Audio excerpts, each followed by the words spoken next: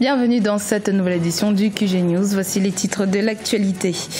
Au Niger, le gouvernement a mis en place des mesures fortes pour protéger ses frontières. L'objectif étant d'empêcher l'infiltration de terroristes dans le pays. Initié en 2010, le projet de la première ligne à grande vitesse qui reliera Tanger à Casablanca, la capitale économique marocaine, sera mis en service l'été 2018, une première dans le royaume chérifien et sur le continent africain. Et puis au Cameroun, le procès contre la Cameroon Railways s'est ouvert mercredi 17 mai à Douala. Les familles des victimes de l'accident de train d'Ezeka qui avait choqué le pays entier attendent ce procès depuis plus de 6 mois. Les autorités nigériennes ont pris des mesures fortes pour lutter contre l'infiltration des terroristes dans le pays. Une dizaine de marchés ruraux ont été fermés et la circulation de voitures et motos a été interdite dans les régions ouest du pays. Ces mesures sont en rapport avec l'état d'urgence en vigueur au Niger. Ibrahima Djoumaba. Au Niger, au moins 10 marchés ruraux ont été fermés par les autorités et la circulation de voitures et motos interdites dans les régions de Tillabéri et Tawa. Avec ces mesures prises dans le cadre de l'état d'urgence en vigueur dans le pays, l'État espère venir à bout des attaques terroristes dans les zones frontalières du Mali voisin.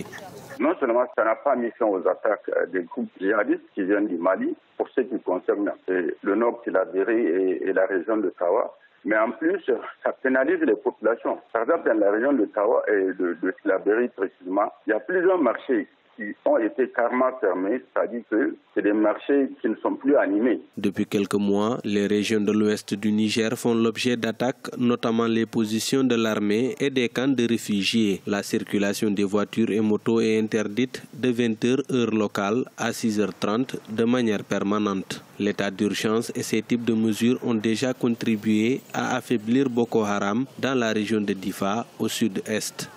Les patrouilles doivent normalement être renforcées à partir du moment où ces mesures-là sont prises. Parce que tout simplement, s'il y a des patrouilles régulières, on s'est dit que ça peut permettre effectivement de mettre fin à ces incursions répétées des bandes djihadistes qui viennent attaquer les positions du Niger. Les Nations Unies ont répertorié pas moins de 34 attaques perpétrées depuis février 2016 par des groupes armés dans les régions de Tillabéri et Tawa. Ces attaques sont attribuées à des groupes terroristes maliens liés notamment au Moujao.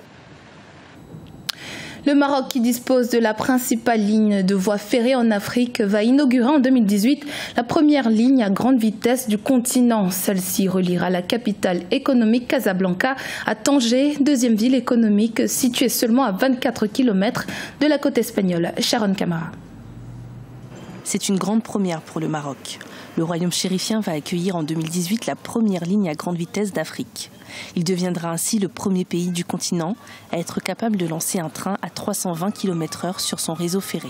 Mettre sur pied une ligne de transport à très grande vitesse, ce n'est qu'une très bonne chose. Accélérer le mouvement des marchandises, le mouvement des biens, le mouvement des services, le mouvement des capitaux, c'est un facteur de performance pour une économie. Les devises peuvent être rapatriées dans ce pays en ce sens que le tourisme va se retrouver développé. Le projet de ligne à grande vitesse a été initié par l'Office national des chemins de fer marocain. Les travaux, qui ont débuté en 2011, auront un coût total de 2,1 milliards d'euros. Ce TGV, qui s'étendra sur 200 km, reliera Casablanca à Tanger en 2 heures au lieu de 5 heures actuellement. Cette nouvelle liaison est appelée à contracter la carte en rapprochant et en accélérant la mobilité entre les deux principaux pôles économiques du royaume, Casablanca et Tanger. Dès 2018, de tels chantiers de grande envergure vont métamorphoser le paysage ferroviaire marocain grâce à une offre qui sera de plus en plus étoffée et compétitive, répondant au mieux aux attentes de la clientèle et des opérateurs économiques. Avec sa nouvelle ligne à grande vitesse, le Maroc espère accueillir 6 millions de passagers chaque année. Le secteur du transport au Maroc contribue à hauteur de 6% au PIB et participe à 15% aux recettes du budget de l'État. Au Cameroun, plus de 6 mois après l'accident de train d'Ezeka qui avait officiellement fait 79 morts et plus de 600 blessés, le premier procès contre la Cameroon Railways s'est ouvert mercredi 17 mai à Douala. Les familles tiennent pour responsable le groupe Bolloré et exigent un procès juste et transparent. Deogracias Podo.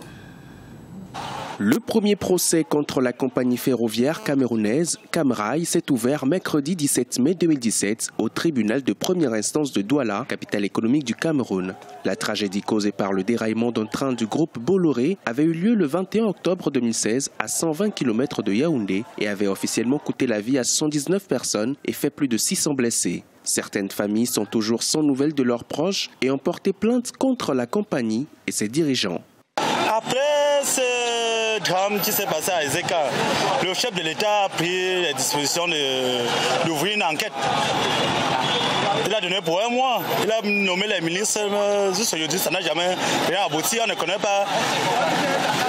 On ne sont jamais montés au Cameroun pour dire aux Camerounais que voici ce qui s'est passé, Donc tout ce qu'on a fait, c'est pas pour embrouiller le peuple, c'est le peuple qui souffre, eux ne souffrent de rien. Au lendemain de l'accident ferroviaire, 3 enquêtes avaient été ouvertes pour déterminer les causes exactes du drame. Une autre commission d'investigation dirigée par le Premier ministre camerounais a été également mise en place afin de proposer des mesures visant à limiter les risques de survenance d'une telle catastrophe à l'avenir. Aujourd'hui, selon les avocats des parties civiles, le procès qui s'est ouvert n'est pas destiné à faire la lumière sur les raisons de l'accident. S'il se trouve que les disparus sont donnés pour morts, nous demandons qu'on donne aux familles leurs dépouilles pour permettre que les obsèques se fassent selon les coutumes des peuples du Cameroun. Maintenant, s'il n'y a pas de personnes vivantes, il n'y a pas de corps, pas de macabées, mais il subsiste des restes dans les morgues, nous demandons qu'il soit procédé à l'identification de ces restes-là par procédure d'ADN. De nombreux Camerounais estiment que le gouvernement doit faire davantage d'efforts pour rassurer les proches des victimes et surtout garantir la sécurité des transports dans le pays. Déjà en 2009, un train exploité par la même compagnie avait déraillé près de Yaoundé, faisant plusieurs centaines de victimes. Dans l'actualité également, un nouvel anticorps capable de neutraliser le virus Ebola a été découvert par des chercheurs qui ont publié les résultats de leur découverte dans la revue américaine Cell ce jeudi 18 mai. Selon l'un des chercheurs, Kartik Chandran, professeur d'immunologie, ces trouvailles pourraient permettre de mettre au point une seule thérapie capable de traiter ou prévenir une infection contre toutes les souches connues d'Ebola. À la rencontre d'un coiffeur égyptien unique en son genre, Mohamed Hanafi propose à ses clients une technique qui décoiffe, sécher et travailler leur chevelure avec du feu. Un sujet de Deogracias Podo. Parmi les centaines de salons de coiffure disponibles au Caire, la capitale égyptienne, celui de Mohamed Hanafi ne désemplit pas. Et pour cause, le jeune barbier se démarque de ses pairs avec une méthode atypique pour couper et façonner les cheveux. Son secret, c'est le feu. Les flammes lui permettent de donner plus de volume et un nouveau style aux cheveux de ses clients. La première fois que j'ai pensé utiliser cette technique, j'étais inquiet. Bien sûr, parce que je ne l'avais jamais pratiquée et c'était aussi difficile de convaincre les clients. Comment puis-je leur dire que je vais mettre le feu à leurs cheveux? Je me suis donc inquiété au début, mais heureusement, cela s'est bien passé et depuis, je continue.